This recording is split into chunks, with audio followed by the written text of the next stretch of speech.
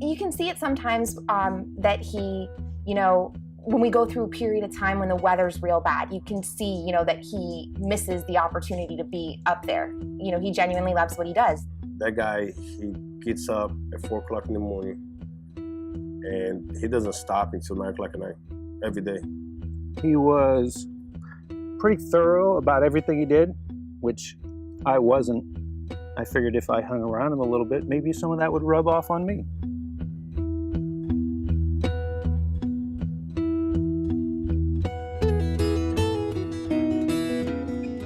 Well, I was first exposed to hot air ballooning back in the 1970s.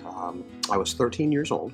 I remember as clear as if it were yesterday, sitting in the field and watching this one pilot literally sitting in a lawn chair in his basket as he flew right over top of my head and off into the heavens.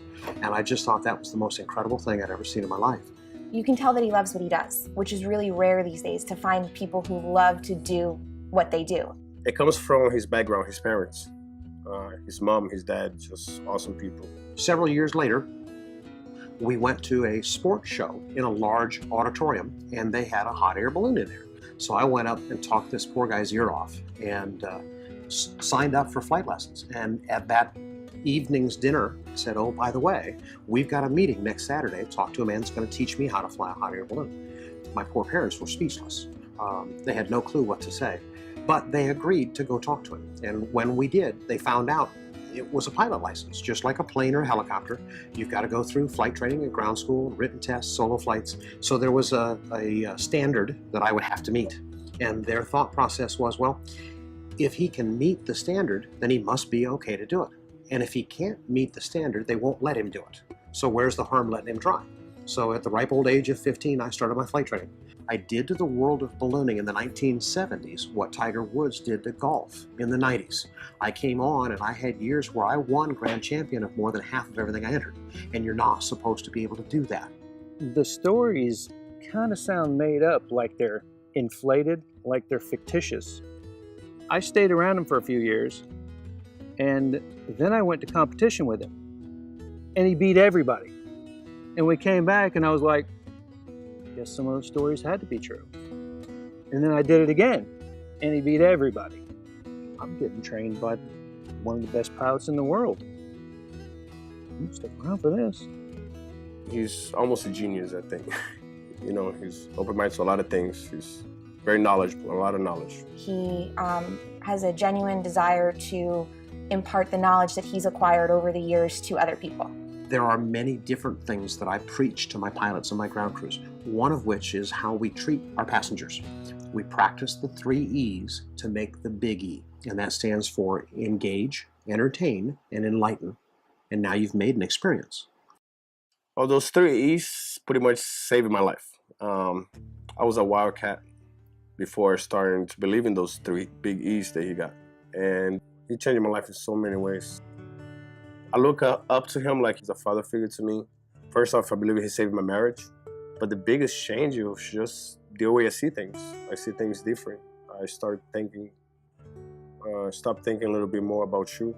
Think about the person next to you and share. Share whatever knowledge you have, just share. You can take the phrases that he uses and you can try to apply them to your own life. There's no reason why it just has to stay within ballooning. A lot of those things can apply to just everything you do. Like my full-time job, I can use the same thing and apply it there as well. Only results matter. Don't care what you meant to do, don't care what you're trying to do, don't care what the circumstances were or who did what.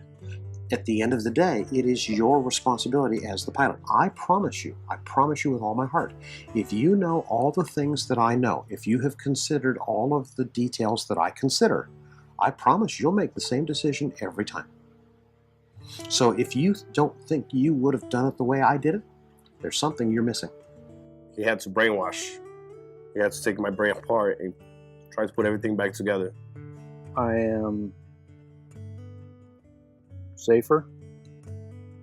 It takes me a lot longer to do anything that's important. If I never met Jeff, I would probably be less mature. I would be more dangerous. I would have more of a temper. And I would never get to go ballooning. It's the ballooning, it's the being a pilot that has spilled off into the life, and not the other way around. Never thought that I was going to be able to do this until I became close to Jeff. You know, anybody can do this close. If you get close to him, anybody can do it. I would have never thought it would be something that hot air ballooning would be something that I would love to be involved in. And now it's like when we don't get to go, I miss doing it because it's so much fun. One of the benefits of ballooning that continually keeps me involved is every flight is different. There are never two flights alike. And of course, the sights and the beauty and being 1,000 feet in the air with a full 360-degree view of the Earth, that's pretty hard to explain. I hope he never stops, because if he stops, we all would stop. I mean, he's the Papa Smurf. We need him. So.